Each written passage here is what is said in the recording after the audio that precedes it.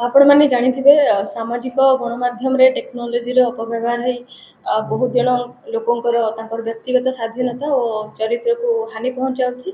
तो सस्ता लोकप्रियता पई किछि जन लोक सांविधानिक पदपदवी सांविधानिक पदपदवी थिबा मुख्य मानकर मध्य तांको चरित्र तांको डिग्निटी को हानि पहुंचेबा को से माने सेथिरु क्षांत रहउनांती। तो एहा मध्ये एक साइबर अपराध रे गणा विभिन्न सोशल मीडिया रे आपणकर आपत्तिजनक अपमान सूचक भाषा प्रयोग करने अश्लील मंतव्य देवा इंगित करने ता सहित डिजिटली अल्टर्ड एआई किंबा अदर टेक्नोलोजी यूज करी मॉर्फिंग करी फोटो यूज करने एक साइबर अपराध अटे। तो यही क्रम साइबर पुलिस स्टेशन भुवनेश्वर आम केस नंबर 101 रुजु करूँ साइबर पेट्रोलिंग बेले सोशल मीडिया पेट्रोलिंग बेले से गत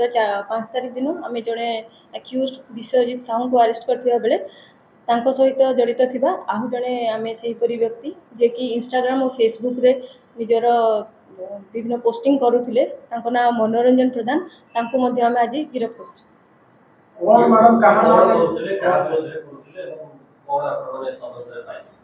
यही व्यक्ति जनक जे अछंती मनोरंजन प्रधान सी आमर ऑनरेबल चीफ मिनिस्टर ओडिशा तांकर विभिन्न फोटो को एआई माध्यम एडिट करी मॉर्फिंग करी सेथिरे विभिन्न अश्लील मंतव्य आउ बहुत गाली विभिन्न अशुद्ध भाषा व्यवहार करी तांको समालोचना करबा संगे संगे से फोटो रे तांकर चरित्र को हानि करबा बली मंतव्य दउथिले तेनु आमे तांको ए एक्ट रे गिरफ्त करछु। विश्वजीत साहू तांकर इंस्टाग्राम अकाउंट थिला मिस्टर विश्व से दिन अरेस्ट होइतिले 2 दिन तले। ये व्यक्ति अकाउंट अच्छी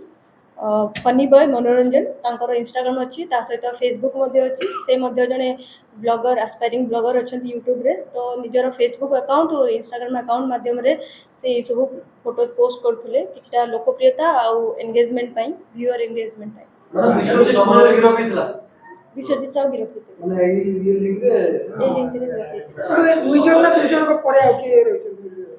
वर्तमान ए केस रे आमे जतले से दिन आमे पर डे हमर पेट्रोलिंग रे आमे जेति इन्फॉर्मेशन पाइतलु सेथिरे ए दुटा अकाउंट रे आइडेंटिफाई हे कि हेतिला। तो तांको परे हमर जेटा कंटीन्यूअस प्रोसेस गोटे अछि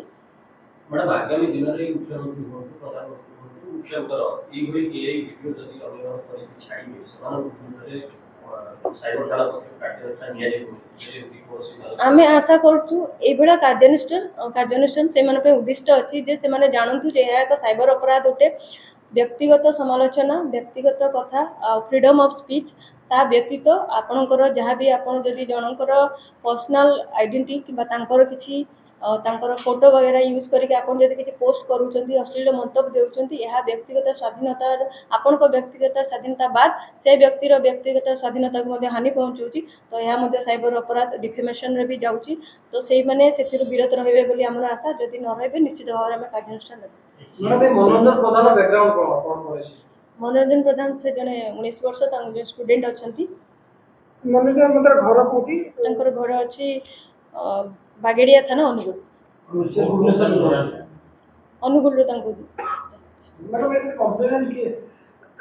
एटा हमर सोशल मीडिया टीम हमर सोशल मीडिया इंटेलिजेंस हमर टाइम टू टाइम कंडक्ट हुए से हमर केस रुजु करा जायतिला से टाइम रे जो इन्फॉर्मेशन मिलितिला सेथुरा हम 2 जन को अरेस्ट कर जे मनोरंजन पर विश्वजीत सहित मिसी की नहीं से माने इंडिविजुअल व्यक्ति अछथि। ओके।